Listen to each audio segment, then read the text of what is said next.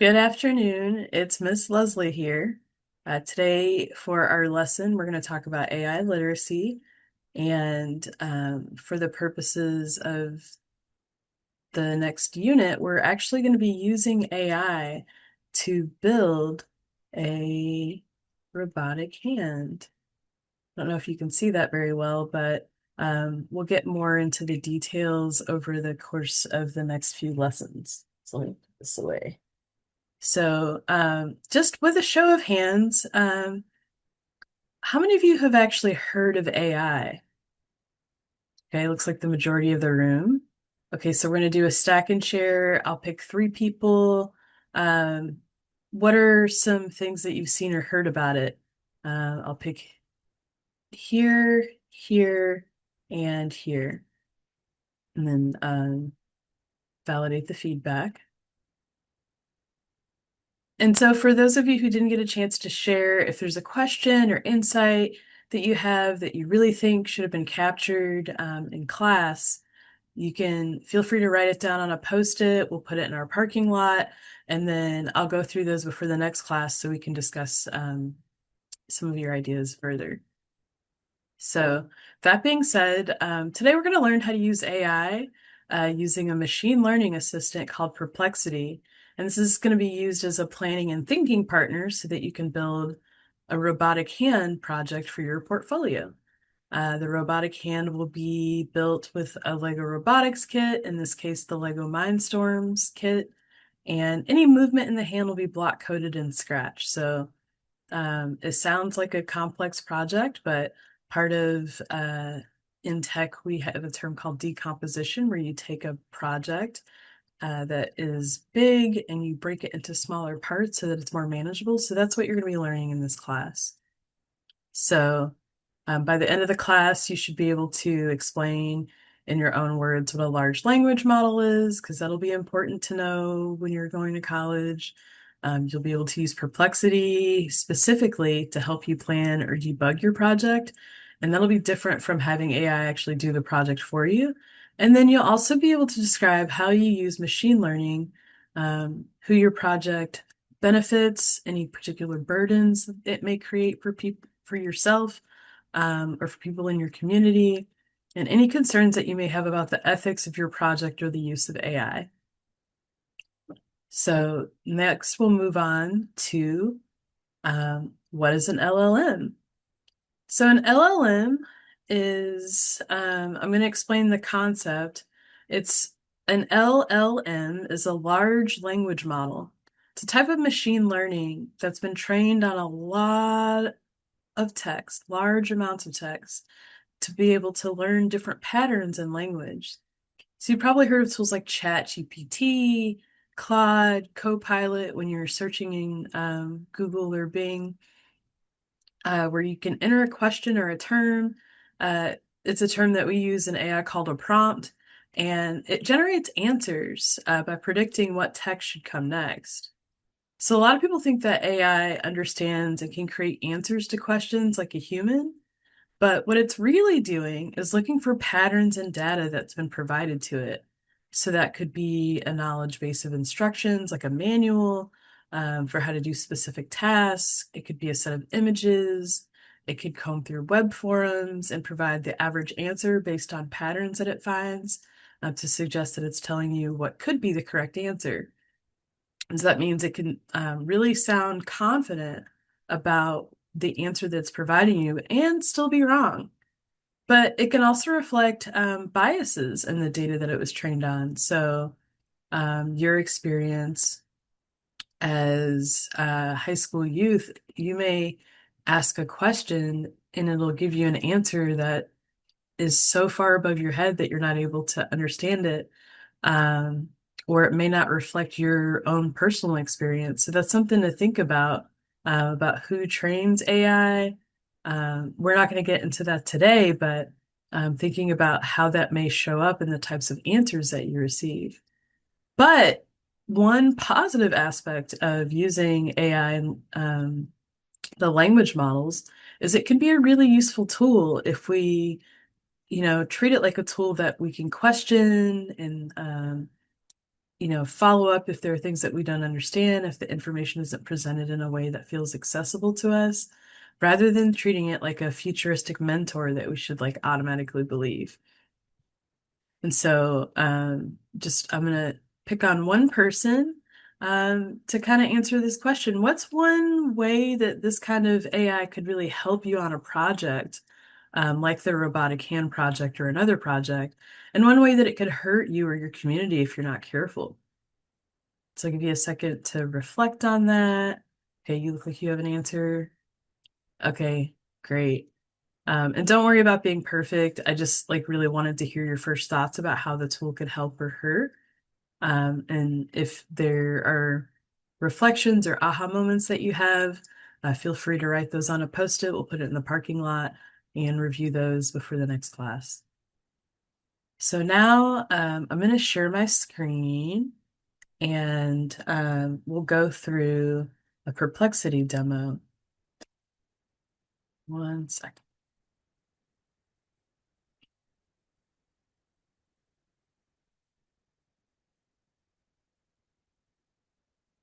So perplexity.ai.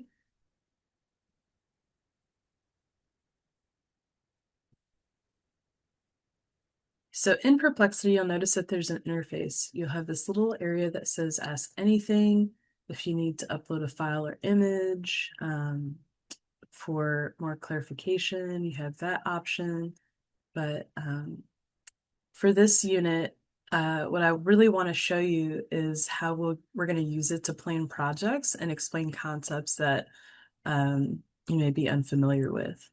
So um, I'm going to paste a prompt that I prepared, but this is something that you'll need to think through when you're asking questions. So an example would be, I might say to Perplexity, well, you are a robotics coach. Help me break my robotic hand project into steps. First, by building a simple robotic hand using a Lego Mindstorms kit, and that's going to be constrained to one motor. And then tasks that I'll need to code it using block-based code. You may want to specify in Scratch.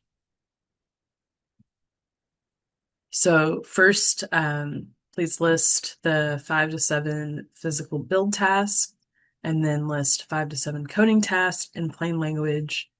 And this is kind of important to make sure that you understand the information that it's going to provide you, with specifying that it's for a 9th grade student. So once you have a prompt or a question listed into the interface, there's a little arrow here where you can submit. You can actually see it thinking, looking at it, searching for information about Lego robotics, about Scratch, about teaching 9th grade robotics. And then you can kind of look and see where it's getting information from.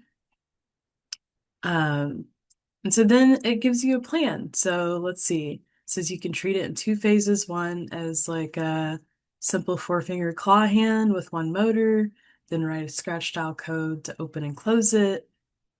So the steps for the physical build task, it gives you 7.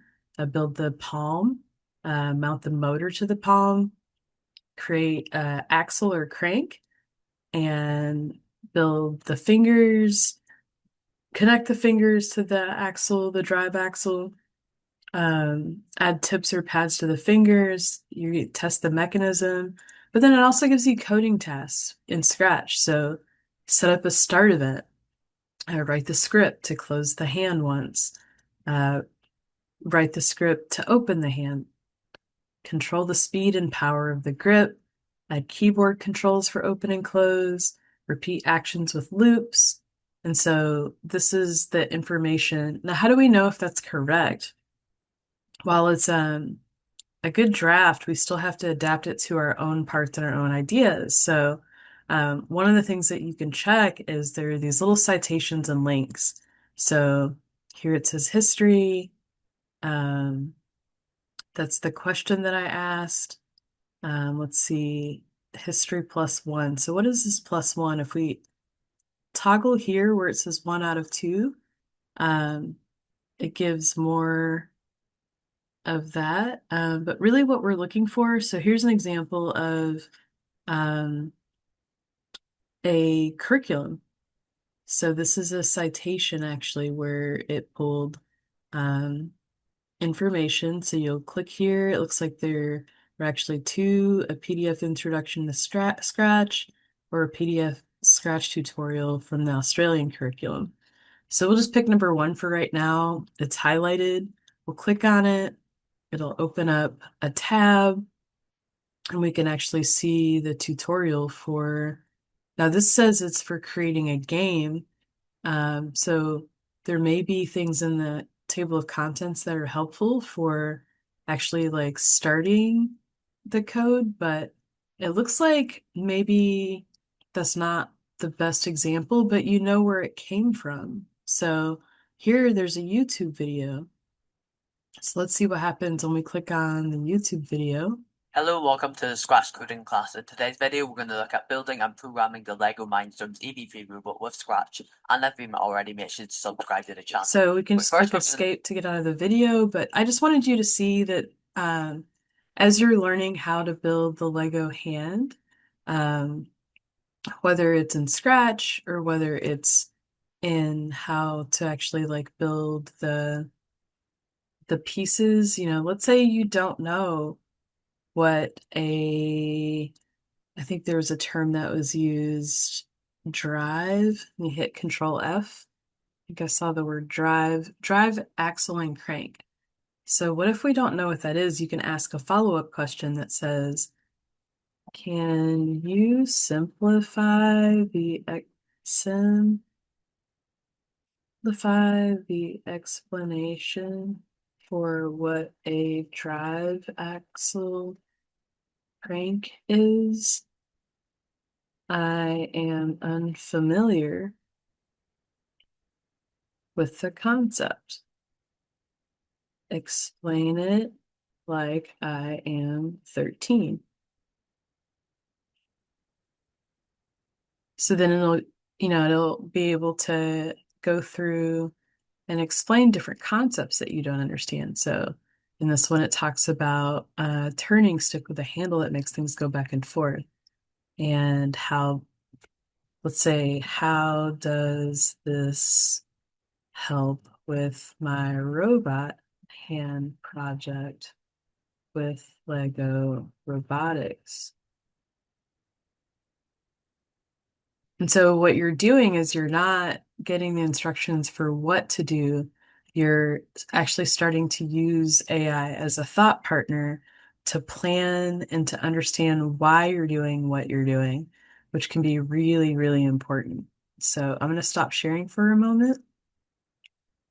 Okay, so part of the practice in this unit will be um, thinking about how to follow up on prompts to understand how to make things, information that you may not necessarily understand or it may be overwhelming, how to simplify that into smaller steps.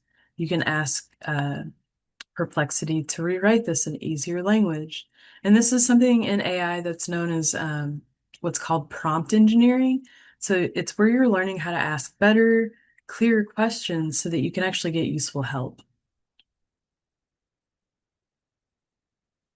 So now we're going to move on to the piece of the assignment where we think about the ethics.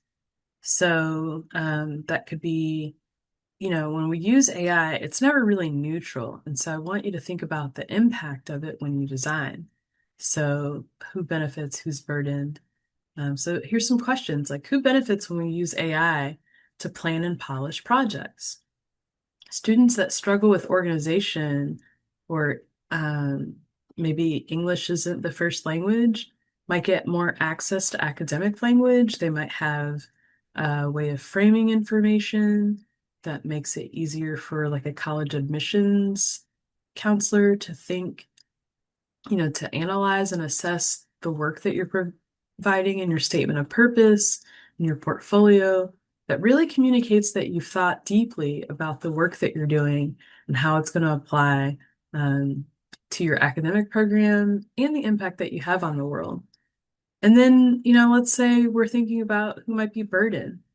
So that could be students without reliable internet, people whose jobs might be automated by robots, classmates who just copy AI text and can't explain it in their own words. Um, so in your project reflection, you'll need to do like at least name one way that AI has helped you, and then one concern or limitation that you notice. So that's going to be part of your grade, not extra credit. And I guess why don't we take a moment to reflect? If somebody can tell me what's one way that AI might help me in this class or a concern that you have, and we'll just do a stack of three. Okay. Uh, yeah, thank you for raising your hand. Let's see, we've got, well, use students' names. All right, and then I have one more thing to share, and this is going to be the rubric. So, um, I'll share screen in just a moment, but before we get into the details, because I want you to pay attention here, the way that you are going to be assessed is I'm going to use a flexible point system. So there's multiple pathways to create a strong project. Really, it's not about the grade of like how well you make a robotic hand, but really about how do you structure the work that you're doing to create a strong project in a portfolio piece that an admissions officer would look at and think, wow, like we really want to interview this student. So you'll earn points in four areas.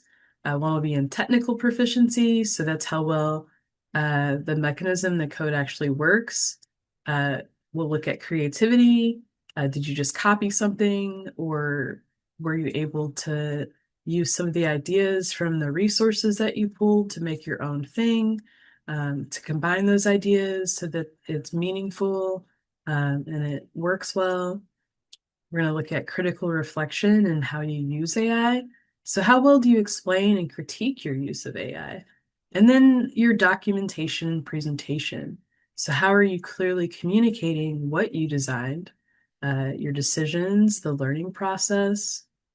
And everyone, I know that sounds like a lot, but everyone's going to hit a minimum in each of those categories to pass.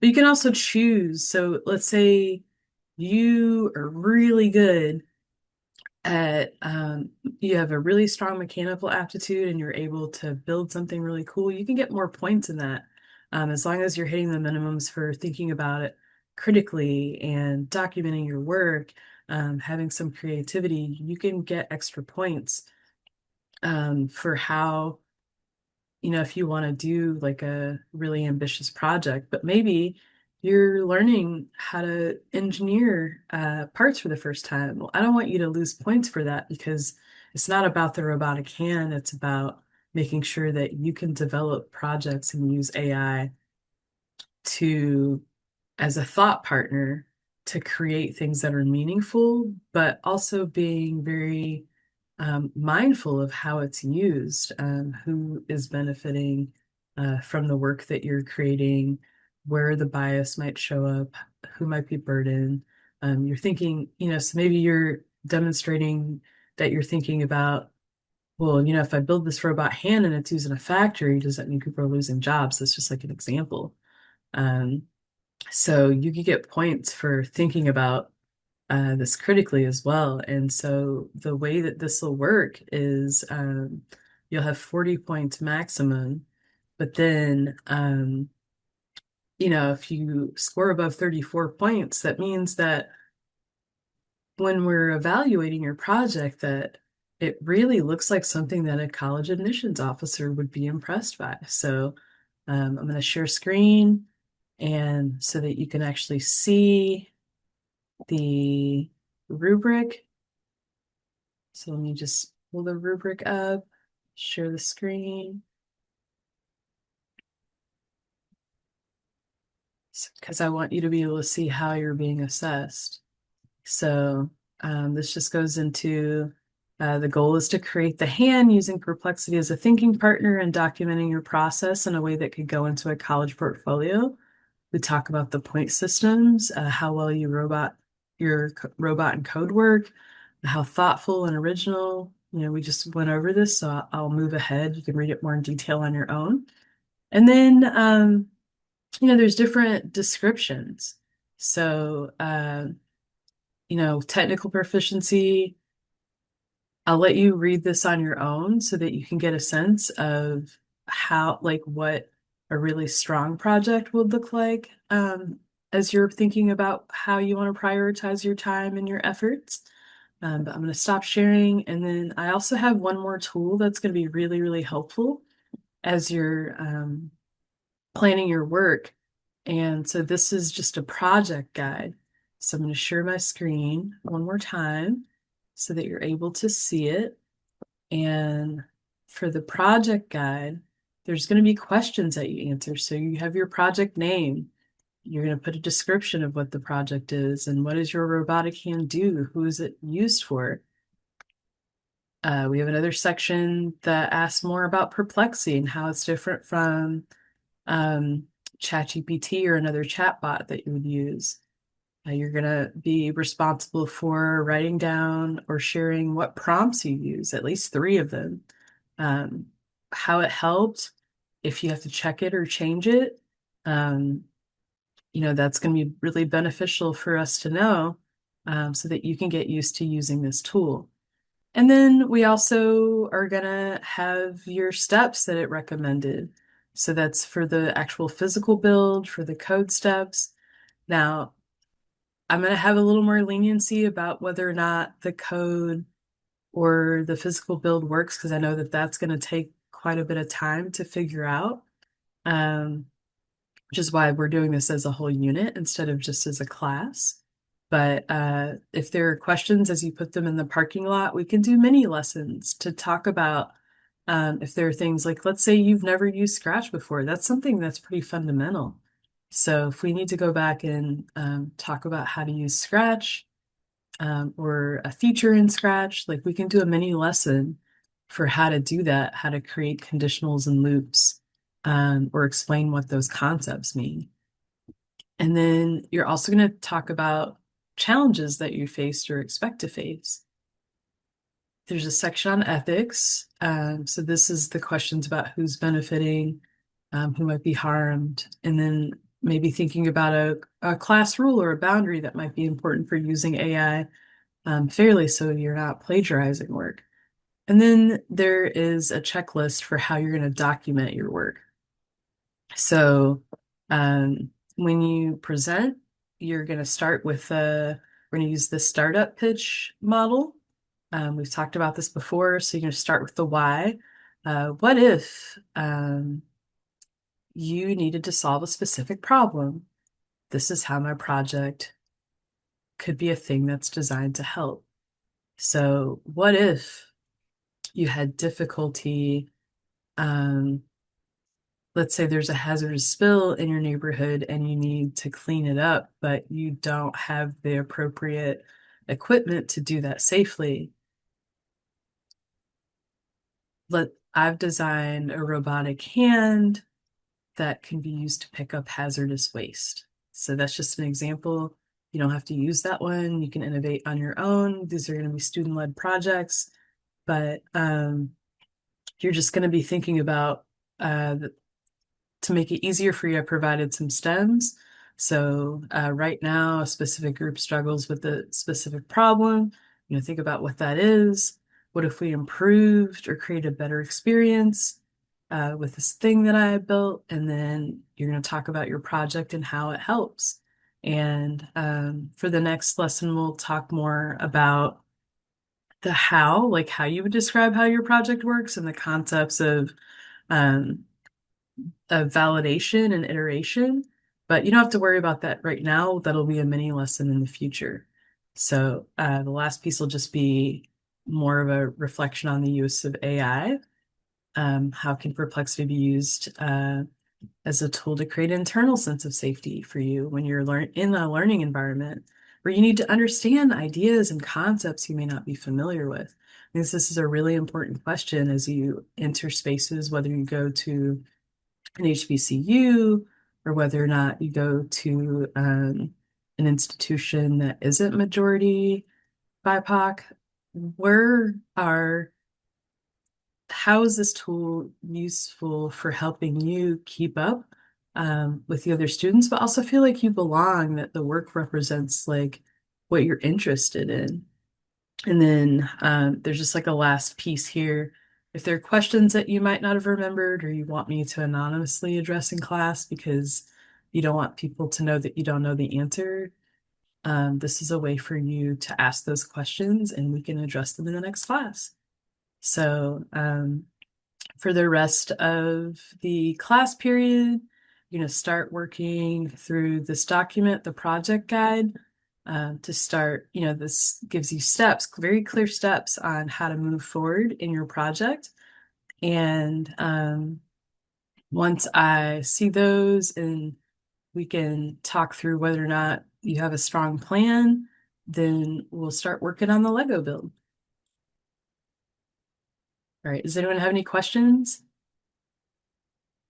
Oh, we have quite a few. Yes, I know we've covered a lot. So here's what we'll do. We'll take a time for you to write your questions on Post-its. I will put them in the parking lot. I'll group those together, and then we'll take some time for questions first thing tomorrow in class, okay? Unless you need help with the guide right now. Okay, see less hands. Okay. All right. Feel free to raise your hand if you need any assistance or have any questions. And yeah, we'll work through this together. All right, take care.